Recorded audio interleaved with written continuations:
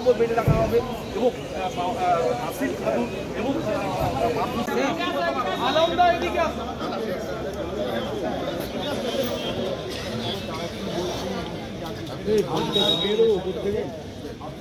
যাত্রার মাইকের মতো এই তো মনোপড়ের সুবিধা।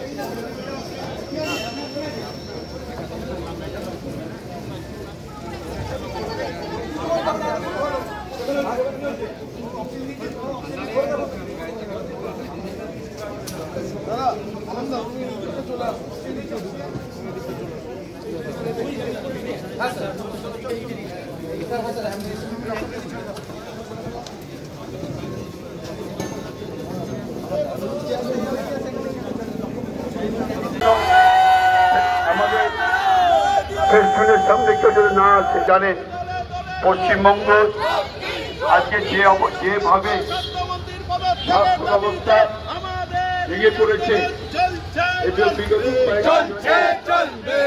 আমাদের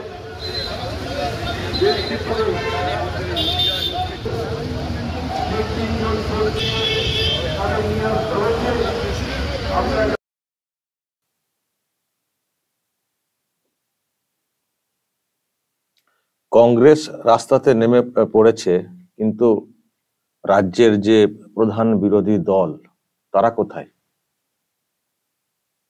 এই স্যালাইন ইস্যুতে আজকে তো কদিন হলো, 3-4 দিন তো হয়ে গেল, মিডিয়া তো এটা নিয়ে খুবই চর্চা করছে, ফোকাস করেছে, টকশো হচ্ছে, অনেকের সব বক্তব্য চালাচ্ছে, রিয়াকশন নিয়ে যারা এক্সপার্ট তাদের বক্তব্য শোনাচ্ছে, অনেক কিছু হচ্ছে।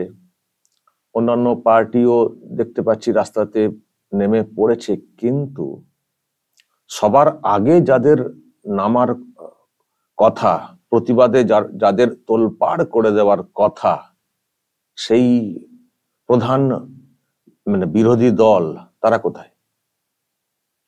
দর্শক বলবেন যে তারা কোথায়, খুঁজে পাচ্ছেন, দেখতে পাচ্ছেন? এই যে ঘটনা, চাঞ্চল্যকর ঘটনা, দর্শক হাড় হিম করা সব খবর আসছে। মেয়াদ উত্তীর্ণ সেলাইন ওয়াটার সব দেওয়া হয়েছে, এক প্রসূতি মারা গেছেন মেদিনীপুরে, 3 জনকে এসএসকেএম হাসপাতালে নিয়ে আসা হয়েছে, এবং সেটাকে এই যে বিষয়টা ঘটেছে এটাকে কন্ট্রোলে নেওয়ার জন্য, পুরো বিষয়টাকে কার্যত নিজেদের নিয়ন্ত্রণে নেওয়ার জন্য সরকার পক্ষ বিরাট উদ্যোগ নিয়েছে। গ্রিন করিডোর করে মেদিনীপুর থেকে পেশেন্টকে নিয়ে আসা ইত্যাদি দেখানো হচ্ছে, আমরা বিরাট উদ্যোগী ভূমিকা নিচ্ছি। কিন্তু যে ঘটনা ঘটেছে, একজন মারা গেছেন এবং ইনারা তো সব খুবই খারাপ অবস্থাতে রয়েছেন, এবং আরো জানি না কতজনের দেহেতে কি সব হয়ে রয়েছে। তো খুব সিরিয়াস একটা ম্যাটার। নিম্নমানের এবং মেয়াদ উত্তীর্ণ ওষুধপত্র দিয়ে সরকারি হাসপাতালে চিকিৎসা চলছে, সেখানে যাদের সব থেকে বেশি ভোকাল হওয়ার কথা, সরব হওয়ার কথা, প্রধান যে বিরোধী দল, তাদের দেখা মিলবে না এখনো। কংগ্রেস রাস্তাতে নেমে পড়লো, স্বাস্থ্য ভবন ঘেরাও আজকে তারা করার চেষ্টা করেছে তাদের মতো করে, তাদের যা শক্তি সেটাকে ব্যবহার করে। কিন্তু যাদের ক্ষোভ বিক্ষোভে তোলপাড় করে দেওয়ার কথা, সেই দলটা কোথায়? আমার প্রশ্ন, প্রধান বিরোধী দল বিজেপি কোথায়? এই যদি বিরোধী দলের অবস্থান হয়, প্রধান বিরোধী দলের অবস্থান হয়, এই রাজ্যে পরিবর্তন আসবে কি করে? প্রিয় দর্শক, আমি শফিকুল ইসলাম এবং আপনারা দেখছেন আরামবাগ টিভি।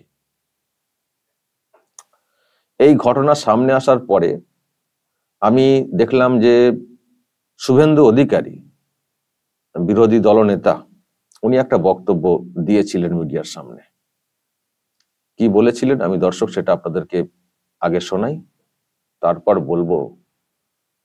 বিরোধী দলনেতা আছেন, কিন্তু বিরোধী দলটা আছে তো, এই প্রশ্ন রাখবো এবং সেটা নিয়ে যা বলার বলবো। আগে শুনুন দর্শক, শুভেন্দু অধিকারী এই ঘটনা সামনে আসার পরে উনি সোশ্যাল মিডিয়াতে পোস্ট করেছিলেন তথ্য দিয়ে, এবং কি বলেছিলেন মিডিয়ার সামনে। আগে শুনুন, তারপরে ব্যাখ্যাতে আসছে। আপনারা আমার সোশ্যাল মিডিয়া হ্যান্ডেল ফলো করেছেন, আমি পুরো তথ্য দিয়েই সকালে পোস্ট করেছিলাম, তারপরে 2:48 দুপুরবেলার পরে 2:40 মানে ইভিনিং ওখানে রাজ্য সরকার ওই স্যালাইন ইউজ করার ক্ষেত্রে ব্যান ডিক্লেয়ার করেছে। তার কারণ ওদের দুর্নীতিটা ধরা পড়েছে। অনেক আগেই কর্ণাটক সরকার ব্যান করেছে এবং এফআইআর হয়েছে।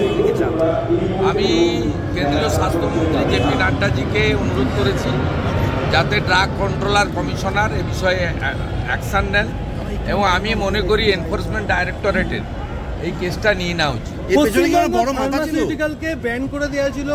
শুনুন,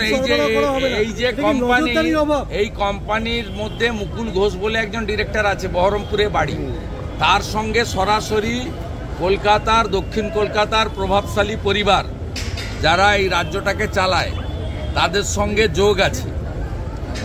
আপনি এমন কোনো জায়গা পাবেন না যেখানে এই পরিবার তার লোকেরা দুর্নীতির সঙ্গে যুক্ত নয়। এটা গরিব মানুষের, কারণ ওনার বাড়ির লোকেরা তো, স্বাস্থ্যমন্ত্রীর বাড়ির লোকেরা তো হসপিটালে যায় না, তারা বেলভিউ নার্সিংহোমে যায়, অ্যাপোলোতে যায় এবং তারা হপকন্সে যায় আমেরিকা। এই কথা উনি ওই ঘটনা সামনে আসার পরে প্রেসের সামনে বলেছিলেন। ভালো কথা, অনেক তথ্য দিয়েছেন, গোপন তথ্য দিয়েছেন, ডিরেক্টরের নাম বলেছেন, তার সঙ্গে ব্যানার্জি পরিবারের কি সম্পর্ক সেসব নিয়ে বলেছেন। সব ঠিক আছে, সেই সব নিয়ে খবর হয়েছে, বা সোশ্যাল মিডিয়াতে যেসব তথ্য দিয়েছেন সেসব নিয়ে খবর হয়েছে। কিন্তু তারপরে খবরেই সীমাবদ্ধ। যত মুভমেন্ট খবরে, যত মুভমেন্ট ওই বক্তব্যের ওপরই হবে, যত দায়িত্ব সব মিডিয়ার। মুভমেন্ট কোথায়? মুভমেন্ট কোথায়? এটা হচ্ছে প্রশ্ন। আমি তো দলটার এই নেতা ছাড়া, মানে বিরোধী দলনেতা ছাড়া, দলের তরফ থেকে আমি তো কিছু মুভমেন্টই দেখতে পাই না। সেই অর্থে দেখতেই পাই না। এত বড় একটা ইস্যু, রাজ্যের মানুষ কাদের মাধ্যমে কথাগুলো তুলে ধরার চেষ্টা করবেন, বা রাজ্যের মানুষ কাদেরকে পাশে পাওয়ার চেষ্টা করবেন এই ধরনের ইস্যুতে? শাসক তো নানান ভাবে প্রলোভন দেখাবে, মানে নানান সব অফার দেবে, ইত্যাদি দেবে, দিয়ে মুখটাকে বন্ধ করে নেওয়ার চেষ্টা করবে। যারা আওয়াজটা তোলার চেষ্টা করবেন তাদেরকেও কিভাবে কি ম্যানেজ করতে হয় সেটা তারা করার চেষ্টা করবেন। শাসকের যারা আছেন সেটা করছেন, দেখতেই পাচ্ছেন আপনারা। তো তাহলে যে ঘটনা ঘটেছে, আমি আবার বলছি, জানি না কত মানুষের দেহেতে বিষ ঢুকে রয়েছে, তার রেজাল্ট কি হবে আগামী দিনে জানা নেই। এ তো মারাত্মক বিষয়। জীবনকে নিয়ে খেলা হয়েছে। এমনি এমনি কোন একটা পলিটিক্যাল ভাষণ না, যে কেউ একজন কি মন্তব্য করেছেন সেটা নিয়ে হইচই। এটা মন্তব্য না, জীবন নিয়ে খেলা। শরীরে বিষাক্ত জিনিস ঢোকানো হয়েছে। আজকে আমি সব মিডিয়ায় দেখছিলাম, মেয়াদ উত্তীর্ণ হয়ে গেছে ওই স্যালাইন বা ওইগুলোকে ব্যান করা হয়েছে, তারপরেও হাসপাতালে পুরো মানে ভর্তি। সেগুলো হয়তো এখন ব্যবহার করা হবে না, কিন্তু এইগুলো মেয়াদ উত্তীর্ণ এত ওষুধ কোথা থেকে এলো, কেন, প্রশ্ন উঠবে না? তার মানে কত মানুষের জীবন এখন প্রশ্নের মুখে। একজন মারা গেছেন সেটা আমরা খবর পাচ্ছি, আর মাঝখানে দেবেন হয়তো কত মানুষ মারা গেছেন আমরা বুঝতেই পারিনি, তারাও বুঝতে পারেনি পরিবারের লোকেরা যে কি কারণে মারা গেছেন। হাসপাতাল থেকে এসে হয়তো অন্যভাবে মারা গেছেন, অন্যভাবে লিখে দেওয়া হয়েছে, কিন্তু তার যে মানে এইসবের জের যে নয় সেটা কি করে বুঝবেন? তো যখন এই ধরনের ঘটনা রাজ্যে ঘটেছে, তো প্রতিটা মানুষের স্বার্থ জড়িত। হেলথ এমন একটা সেক্টর, প্রত্যেকটা মানুষের স্বার্থ জড়িত। তার মানে এটা একটা বিগ ইস্যু এটা একটা। কিন্তু সেটাকে বিরোধী দল যদি ক্যাচ করতে না পারে, যদি তারা, দুটো বিষয়, একটা হচ্ছে যে মানুষের পাশে থাকা, আর দ্বিতীয়ত অবশ্যই পলিটিক্স তো সবকিছু তো মানে বাইরের না। পলিটিক্সের সঙ্গে একটা সরকারের ব্যাপার আছে। একটা সরকার থাকবে কি থাকবে না সেটা পলিটিক্সের উপর নির্ভর করে। আর কোন সরকার থাকলে মানুষের ভালো হবে, আর কোন সরকার থাকলে মানুষের আরো খারাপ আসবে, সেটা সরকার যেমন তার উপরে নির্ভর করে। ফলে পলিটিক্স কেউ যদি বলেন কেন এর সঙ্গে পলিটিক্সকে জড়াচ্ছেন, এটা ভুল কথা। পলিটিক্স তো মানে পলিটিক্স হচ্ছে অবিচ্ছেদ্য অঙ্গ একটা সরকারের বা একটা রাজ্যের মানুষের ভালো মন্দ হওয়ার ক্ষেত্রে পলিটিক্স হচ্ছে একটা অবিচ্ছেদ্য অঙ্গ। যদি সেখানে ঠিক জায়গায় ঠিক মুভমেন্ট না হয়, তাহলে যে সরকারটা ভুলভাল ভাবে চলছে তারা চলতেই থাকবে, আর মানুষের জীবন যেতেই থাকবে। ফলে এটাকে অচ্ছুত করে এইসব বলে লাভ নেই। যারা বিরোধী রয়েছেন তাদের মানে সামনে আসতে হয়, সামনে না এলে শাসক তার মতো করে বিষয়টাকে ধামাচাপা দিয়ে চলে যায়। সেজন্য যখনই কিছু ঘটনা ঘটবে প্রধান যে বিরোধী দল তাদেরকে সামনে আসতে হয়, তাদেরকে দেখে মানুষ সাহস পান কথা বলতে, এটা একটা পার্ট। আর দ্বিতীয়ত হচ্ছে মুভমেন্ট গুলোকে ক্যাচ করতে হয় যাতে করে শাসককে আরো কাঁপন ধরানো যায়, ভয় ধরানো যায়, দরকার হলে উল্টে দেওয়া যায়। সেজন্য পলিটিক্যাল কর্মসূচিও প্রয়োজন রয়েছে রাজ্যের মানুষের স্বার্থে। যত চাপে রাখা যাবে শাসককে নানান ভাবে, তত সরকার সজাগভাবে কাজ করার চেষ্টা করবে এবং মানুষের ভালো হবে। ফলে পলিটিক্যাল মুভমেন্ট বা সামনে থেকে এসে ঘটনাস্থলে যাওয়া সবকিছু কিন্তু মানে এ আছে, তার সবকটার গুরুত্ব রয়েছে মানুষের ভালোর জন্য। প্রশ্ন হচ্ছে যাদের ক্ষেত্রে সব থেকে বেশি উদ্যোগী ভূমিকা প্রয়োজন, সেই বিজেপি পার্টি বিরোধী দল, তারা কোথায় এখনো ঘুমাচ্ছে আমি তো খুঁজে পাচ্ছি না দর্শক। আবার বলছি, এই শুভেন্দু অধিকারী একা লড়ছেন এটুকু বলতে পারা যায়। তিনি বক্তব্য দিচ্ছেন, বিরোধী দল নেতা হিসেবে যা যা করার উনি করছেন, কিন্তু পলিটিক্যাল মুভমেন্ট কে করবেন, কারা করবেন? দলের যারা দায়িত্ব রয়েছেন তারা কোথায়? কেন তারা রাস্তাতে নামছেন না? কেন তারা কিছু করছেন না? কোথায় রয়েছেন? ওই সদস্য সংগ্রহ করছেন, 1 কোটিরা কত সদস্য সংগ্রহ, ওই কাজে ব্যস্ত রয়েছেন, তাই এদিকে ধ্যান দিতে পারছেন না। মানুষের প্রয়োজনে যদি কোনো দল পাশে না দাঁড়ায়, সেই সময় ওই সদস্য সংগ্রহ করে কিচ্ছু লাভ হবে না, কিচ্ছু লাভ হবে না। মানুষ দেখতে চায় একটা পার্টি যাদেরকে আমরা ভরসা করব তারা কতটা অ্যাক্টিভ মানুষের প্রয়োজনে। যদি দেখতে না পান সাধারণ মানুষ, ওই মিডিয়ার উপরে আর কিছু সেন্টিমেন্টাল ইস্যুকে নিয়ে চললে ওতে কিন্তু রেজাল্ট আসবে না, রেজাল্ট আসবে না। এত বড় বড় ইস্যু, দেখুন আরজিকর যে কাণ্ডটা হয়েছে, আরজিকর কাণ্ড যেটা ঘটেছে, মারাত্মক খারাপ ঘটনা ঘটেছে, মারাত্মক খারাপ ঘটনা ঘটেছে। তার প্রতিবাদ মানুষ করেছেন, সাধারণ মানুষ করেছেন, কিন্তু সবকিছুর মধ্যে পলিটিক্যাল পার্ট একটা পার্ট। আমি যেটা বলার চেষ্টা করছি দর্শক, পলিটিক্যাল অ্যাঙ্গেলে একটা পার্ট।